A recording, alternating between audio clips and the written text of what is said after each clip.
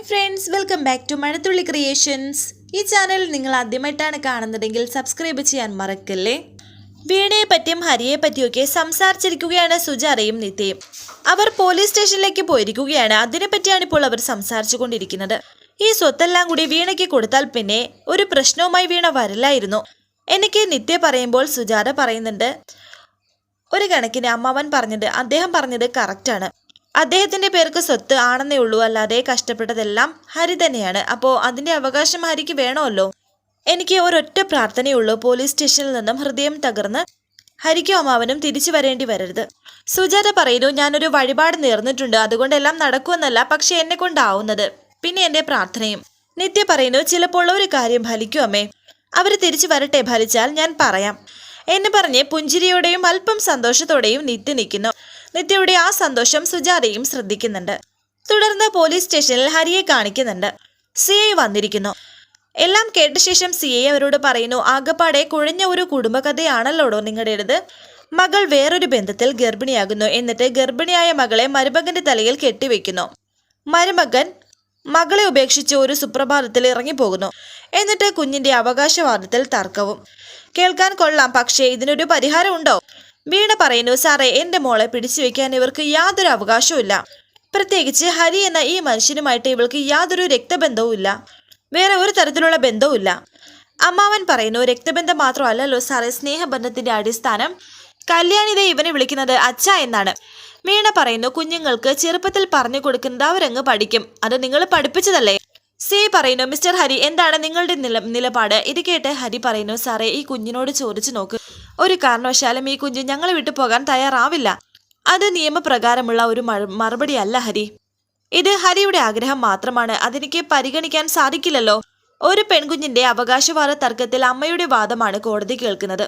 പ്രശ്നങ്ങളില്ലാതെ നിങ്ങൾ അവരുടെ കുഞ്ഞിനെ വിട്ടുകൊടുക്കുന്നതായിരിക്കും നല്ലത് എന്ന് CI പറയുമ്പോൾ ഹരി പറയുന്നു, കൊടുക്കാം സാറേ. നീ എന്താ ഈ പറയുന്നത് എന്ന് അമ്മാവൻ ചോദിക്കുന്നു. വിട്ടുകൊടുക്കാം അമ്മാവ, അമ്മയ്ക്ക് പകരം മറ്റൊന്നും ആവില്ലല്ലോ. അപ്പോ പ്രശ്നം കഴിഞ്ഞല്ലോ എന്ന് ചോദിക്കുമ്പോൾ വീണ പറയുന്നു, കഴിഞ്ഞില്ല സാർ, കുഞ്ഞിനെ ഇപ്പോൾ തന്നെ എന്റെ കൂടെ വിടണം. തിരിച്ചവരെ കുഞ്ഞിനെ കൊണ്ടുപോയാൽ വേറെന്തെങ്കിലും കുതന്ത്രം ഉപയോഗിച്ച് സ്വന്തമാക്കാൻ നോക്കും. എനിക്ക് അത് അനുവദിച്ചു കൊടുക്കാൻ സാധിക്കില്ല. ഇവിടെ വെച്ച് ഇപ്പോൾ കൈമാറാമെന്ന് തന്നെയാ ഞാനും പറഞ്ഞത് എന്ന് ഹരി. പക്ഷേ ഞങ്ങൾക്കൊരു ഡിമാൻഡ് ഉണ്ട്. കല്യാണി മോള് അവിടെ സേഫ് ആയിരിക്കുമെന്നത് ഞങ്ങൾക്ക് ഉറപ്പ് തരണം. കുഞ്ഞിനെ എനിക്ക് വിട്ടു തന്നാൽ പിന്നെ അവളുടെ കാര്യം അന്വേഷിക്കേണ്ട കാര്യമില്ലെന്ന് വീണയും പറഞ്ഞു. അത് ന്യായമാണോ സാറേ? ഈ ഇരിക്കുന്ന വീണ ഒരു സെലിബ്രിറ്റിയാണെന്ന് സ്വയം അവകാശപ്പെടുന്നതാണ്. ചില ഓൺലൈൻ മീഡിയാസിൽ കൊടുത്തിരിക്കുന്ന ഒരു ഇന്റർവ്യൂവിൽ അവിവാഹിതയാണ് എന്ന് വരെ പറഞ്ഞിട്ടുണ്ട്. ഇത് കേട്ട് വീണ പറയുന്നു, സാർ, അത് ഇൻഡസ്ട്രിയുടെ ഒരു ഭാഗമാണ്, അതൊക്കെ ഇവരെന്തിനാ അന്വേഷിക്കുന്നത്? സാറേ, അതൊക്കെ അന്വേഷിച്ചേ പറ്റൂ. കുഞ്ഞിനെ ഞങ്ങൾ വിട്ടുകൊടുക്കണമെങ്കിൽ കുഞ്ഞിനെ വീണ ചേർത്ത് നിർത്തി ഒരു പത്രസമ്മേളനം നടത്തണം. ഇത് കേട്ടപ്പോൾ അമ്മാവനങ്ങ് സന്തോഷമാകുന്നു. ഇത് തന്റെ കുഞ്ഞാണ് എന്നത് ലോകത്തിനോട് വിളിച്ച് പറയണം. അത് ശരിയാവില്ല. ഞാൻ പത്രസമ്മേളനം നടത്തണോ വേണ്ടോ എന്ന് ഇവരാണോ തീരുമാനിക്കുന്നത് എന്ന് വീണ പറയുമ്പോൾ CI പറയുന്നു, ഇവര് പറഞ്ഞതിൽ തെറ്റൊന്നുമില്ലല്ലോ. താൻ ഏതായാലും മകളെ സ്വീകരിക്കുകയല്ലേ, അപ്പൊ പിന്നെ ഒരു പത്രസമ്മേളനം നടത്തുന്നത് കൊണ്ട് എന്താ കുഴപ്പം? എനിക്ക് ബുദ്ധിമുട്ടാണെന്ന് വീണ. കാരണം അദ്ദേഹം ചോദിക്കുമ്പോൾ വീണ പറയുന്നു, മാധ്യമങ്ങൾക്ക് മുന്നിൽ ഞാൻ വിവാഹിതയാണെന്നും ഒരു കുട്ടിയുണ്ട് എന്ന് പറയുന്നതിനും ബുദ്ധിമുട്ടുണ്ട്. ഇത് കേട്ടപ്പോൾ പുഞ്ചിരിയോടെ കല്യാണി നിൽക്കുന്നുണ്ട്. വീണ്ടും വീണ പറയുന്നു, ഞാൻ സിനിമയിൽ നായിക വേഷത്തിന് ട്രൈ ചെയ്യുന്ന ആളാണ്. എൻ്റെ പ്രൊഫഷനെ ബാധിക്കുന്ന ഒരു കാര്യവും എനിക്ക് ചെയ്യാൻ സാധിക്കില്ല. CI പറയുന്നു, എന്ന് വെച്ചാൽ നിങ്ങൾ പ്രസവിച്ച നിങ്ങളെ കുഞ്ഞിനെ സ്വകാര്യമായി വളർത്തണം അല്ലേ? ഈ ലോകത്തിൽ മറ്റാരും അറിയാതെ കുഞ്ഞിനോടുള്ള നിങ്ങളുടെ ആത്മാർത്ഥത ഇതിലും കൂടുതൽ ആവശ്യമില്ല. മേലിൽ ഇത്തരം കെട്ടിച്ചമച്ച പരാതിയുമായി സ്റ്റേഷന്റെ പരിസരത്ത് പോലും കണ്ടുപോകരുത്. മറുപടിയില്ലാതെ വീണ ഇങ്ങനെ സാർ എന്ന് പറഞ്ഞിങ്ങനെ ഇരിക്കുന്നുണ്ട്. എന്നിട്ട് ഹരിയെ നോക്കുന്നു. നിന്നെ പോലെയുള്ള പെണ്ണുങ്ങൾക്ക് എല്ലാം വെട്ടിപ്പിടിക്കണം, അതിനു വേണ്ടിയിട്ട് രക്തബന്ധങ്ങൾ പോലും മറച്ചു വെക്കണം. നിന്റെ കുഞ്ഞിനെ അവര് നന്നായിട്ട് നോക്കുന്നുണ്ടല്ലോ, തൽക്കാലം അത് കണ്ടാസ്വദിച്ചാ പോരെ. ഇനി അതല്ല വേറെന്തെങ്കിലും പരാതി ഉണ്ടെങ്കിൽ നേരെ കോടതിയിൽ. അവിടെ കോടതിയിൽ നിന്ന് വിളിച്ചു പറയേണ്ടി വരരുത് അമ്മയാണെന്നും സെലിബ്രിറ്റി ആണെന്നും ഒക്കെ. കേട്ടോടി, നീയൊക്കെ ഏതെങ്കിലും വേദിയിൽ കയറി മൈക്കെടുത്താൽ അമ്മ എന്ന പുണ്യെക്കുറിച്ച് 1000 വാക്കിൽ വിശദീകരിക്കുമല്ലോ. പക്ഷേ സ്വന്തം ജീവിതത്തിൽ നിന്റെയൊക്കെ അവസ്ഥ ഇതാണ്. ഇറങ്ങിപ്പോവാൻ എന്ന് ദേഷ്യത്തോടെ തന്നെ വീണയോട് CI പറഞ്ഞു. ഇത് കേട്ട് വീണ ഒന്ന് ഭയന്നു. വീണ ഇറങ്ങിപ്പോവുകയും ചെയ്യുന്നുണ്ട്. തൽക്കാലം എന്റെ മുന്നിൽ ഈ പ്രോബ്ലം അവസാനിച്ചു. പക്ഷേ അവൾ അടങ്ങിയിരിക്കുന്ന ടൈപ്പല്ല എന്ന് CI അവരോട് പറയുന്നുണ്ട്. എന്തായാലും എനിക്കിതിന്റെ ഭാവി പറയാൻ സാധിക്കില്ല. തൽക്കാലം നിങ്ങൾ ഇപ്പോൾ പോയിക്കോളൂ. ഇത് കേട്ട് ഹരി പറയുന്നു, ഞങ്ങൾ ഇവരുടെ സേഫ്റ്റി മാത്രമാണ് നോക്കുന്നത്, ആരൊന്ന് മാത്രമാണ് സാറേ. അല്ലെങ്കിൽ ഇവളൊരു ദുഷ്ടത്തിയാണ്, എന്നെ പോലും ചതിച്ചവളാണ്, ആരെയും ഇല്ലാതാക്കാനും ചതിക്കാനും മടിക്കില്ല. അവളെ പോലെ ഒരുത്തിയോടൊപ്പം ഇത്തിരി പോന്ന ഈ കുട്ടിയെ അയക്കാൻ മനസ്സ് സമ്മതിക്കുന്നില്ല സാറേ. സാറേ വലിയ ഉപകാരമുണ്ട് സാറേ, ഞങ്ങളെന്നാ അങ്ങോട്ട് എന്ന അവൻ പറയുന്നുണ്ട്. അങ്ങനെ ഹരിയും ഒരു താങ്ക്സ് പറയുന്നു സാറിനോട്. 3 പേരും അവിടെ നിന്ന് പോകുന്നു. സിഐ ആ പറഞ്ഞതിനെ പറ്റി ഒന്ന് ആലോചിച്ചിരിക്കുന്നുണ്ട്. ശേഷം കാണിക്കുന്നത് വളരെ സന്തോഷത്തോടെ കല്യാണി ഒരു ഐസ്ക്രീം കുടിക്കുന്നു. അകത്തിരുന്ന് ചായ കുടിക്കുകയാണ് ഹരിയും അമ്മാവനും.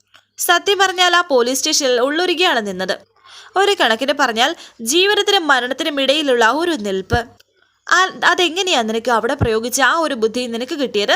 നീ അങ്ങനെ ഒരു കാര്യം പറഞ്ഞില്ലെങ്കിൽ അവള് നമ്മുടെ മുന്നിൽ ജയിച്ചങ്ങ് പോയാനെ, ശരിയല്ലേ? എനിക്ക് അമ്മാവൻ പറയുമ്പോൾ ഹരി പറയുന്നു, അത് എന്റെ ബുദ്ധിയല്ല എന്ന്. പെട്ടെന്ന് തന്നെ അമ്മാവൻ പറയുന്നു, തോന്നിയായിരുന്നു, പോരുന്നതിന് മുമ്പ് നിത്യ പറഞ്ഞു തന്നതാ. ഒരുപാട് ആലോചിച്ച് എങ്ങനെയോ ഒരു ഉത്തരം കിട്ടിയതാണ്. ഇത് തന്നെ അറച്ചറച്ച എന്നോട് പറഞ്ഞത്. പിന്നെ യുദ്ധക്കളത്തിൽ നിന്നപ്പോൾ ഒരു ആയുധവും ഇല്ലാത്തത് കൊണ്ട് ഞാൻ അതങ്ങ് എടുത്ത് പയറ്റി.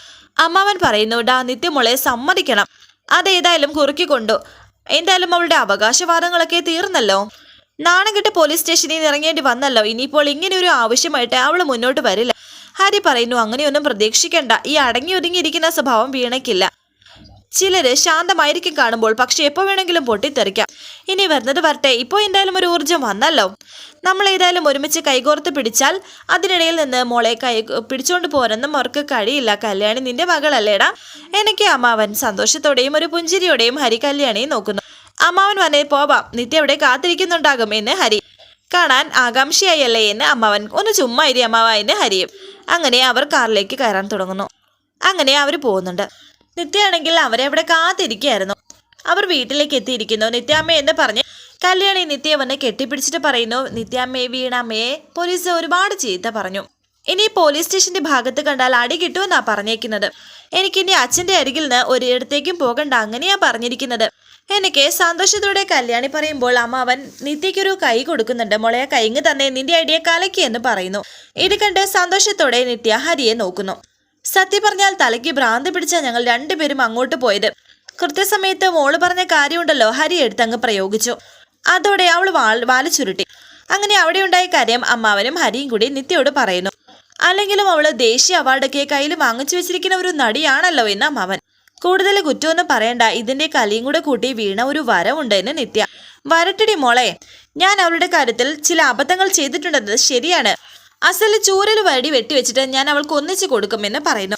ഇത് കേട്ട് കല്യാണി പറയുന്നു, അങ്ങനെയാണെങ്കിൽ സ്കൂളിലാണെങ്കിൽ എന്നെ വിളിപ്പിക്കണം, എനിക്കും കാണണം വീണാമ്മയ്ക്ക് അടി കൊള്ളുന്നു. അങ്ങനെ അമ്മാവൻ കല്യാണിയും കൂട്ടി അകത്തേക്ക് പോകുമ്പോൾ സന്തോഷത്തോടെ നിൽക്കുന്ന നിത്യയ്ക്കൊരു താങ്ക്സ് പറയുകയാണ് ഹരി.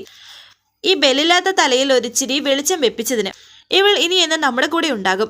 ഇങ്ങോട്ട് പോരുമ്പോൾ അത് പറയുകയായിരുന്നു എന്നൊക്കെ ഹരി പറയുന്നു.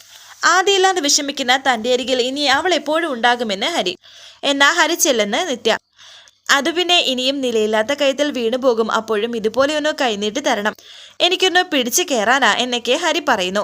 ഗ്യാരണ്ടി ഒന്നുമില്ല ഹരി, വെള്ളപ്പൊക്കത്തിലാണെങ്കിൽ ഞാൻ പ്രളയത്തിന്റെ നടുക്കാണ് എന്ന് നിത്യയും ഹരിയോട് പറഞ്ഞിട്ട് അവിടെ നിന്ന് പോകുന്നുണ്ട്. എന്നാലും ഒരു വലിയ പ്രശ്നത്തിൽ നിന്നാണ് അവർ തിരിച്ചെത്തിയിരിക്കുന്നത്. അതിന്റെ ഒരു സന്തോഷം ഹരിക്കുണ്ട്. പിന്നീട് കാണിക്കുന്നത് നിത്യയുടെ മടിയിൽ കിടക്കുകയാണ് കല്യാണി രാത്രി. ഇന്നെന്താ നിത്യാമ്മയോടൊപ്പം ഉറങ്ങണമെന്ന് തോന്നിയത് എന്ന് നിത്യ പറയുമ്പോൾ കല്യാണി പറയുന്നു, ഒന്നുമില്ല, ഞാൻ അച്ഛനോട് പോയി ചോദിച്ചു നിത്യാമ്മയോടൊപ്പം കിടന്നോട്ടെ എന്ന്. അപ്പോൾ അച്ഛൻ പറഞ്ഞു കിടന്നോളാൻ. വീണാമ്മ ചീത്തയാണ്. നിത്യാമ്മ പറഞ്ഞിട്ട് വീണാമ്മയോട് പോയതും സംസാരിച്ചതും ഒക്കെ. പക്ഷേ വീണാമ്മ അച്ഛന്റെ പേരിൽ കേസ് കൊടുത്തില്ലേ? നിത്യ പറയുന്നു, പക്ഷേ അപ്പോൾ അച്ഛനൊന്നും സംഭവിച്ചില്ലല്ലോ. വീണാമ്മയ്ക്ക് എന്നോട് ശരിക്കുള്ള ഇഷ്ടമൊന്നുമില്ല, അല്ലെങ്കിൽ ഞാൻ മോളാണെന്ന് എല്ലാവരോടും പറയാന്ന് പറഞ്ഞപ്പോൾ അത് പറ്റില്ലെന്ന് എന്താ പറഞ്ഞത്? നിത്യ പറയുന്നു, അതെ, ഇങ്ങനെ വർത്തമാനം പറഞ്ഞുകൊണ്ട് കിടന്നാലേ നമുക്ക് ഉറങ്ങണ്ടേ, ഇതൊക്കെ നമുക്ക് നാളെ സംസാരിക്കാം, ഉറങ്ങിക്കേ എന്ന് പറയുമ്പോൾ കല്യാണി ചോദിക്കുന്നു, നിത്യാമ്മ ഇനി എന്നാ അങ്ങോട്ട് വരുന്നത്? ഇപ്പൊ നിത്യാമ്മയ്ക്ക് അവിടെ നിന്നൂടെ? ഇപ്പോ ബഹളം ഉണ്ടാക്കാൻ വീണാമ്മ ഇല്ലല്ലോ അവിടെ, എന്നാ നിത്യാമ്മ വരുന്നത് എന്ന് കല്യാണി ചോദിക്കുന്നു. ഇത് കേട്ട് നിത്യയ്ക്ക് എന്ത് പറയണമെന്നറിയില്ല. മോളോട് പറയുന്നുണ്ട് ഉറങ്ങാനായിട്ട്. ഉറങ്ങാൻ പറയുമ്പോൾ കല്യാണി വീണ്ടും വീണ്ടും ചോദിക്കുന്നു, പറയേ, എന്നാ ഞാൻ അമ്മയെന്ന് വിളിക്കേണ്ടത്? എന്നാ നമ്മുടെ വീട്ടിലേക്ക് വരുന്നത് എന്നൊക്കെ. ഞാൻ മോളുടെ അമ്മയല്ലേ, പിന്നെന്താ എന്ന് നിത്യ ചോദിക്കുന്നു. ആണോ? എനിക്ക് നിത്യാമ്മയുടെയും അച്ഛൻ്റെയും കൈപിടിച്ച് ഒരുപാട് സ്ഥലത്തേക്ക് പോകണം, എൻ്റെ കൂട്ടുകാരെയൊക്കെ കാണിക്കണം, അവരുടെ വീട്ടിലും ഒക്കെ പോകണം എന്നൊക്കെ കല്യാണി ആഗ്രഹത്തോടെയും ആശയോടെയും ഇങ്ങനെ പറഞ്ഞുകൊണ്ടേ ഇരിക്കുകയാണ്. ഇരിക്കേട്ട് ഇങ്ങനെ ആലോചിച്ച് നിൽക്കുകയാണ് നിത്യയും. വരാനിരിക്കുന്ന പുതുപുത്തൻ എപ്പിസോഡുമായി വീണ്ടും കാണാം. Thank you for watching. Please subscribe, like, share my channel.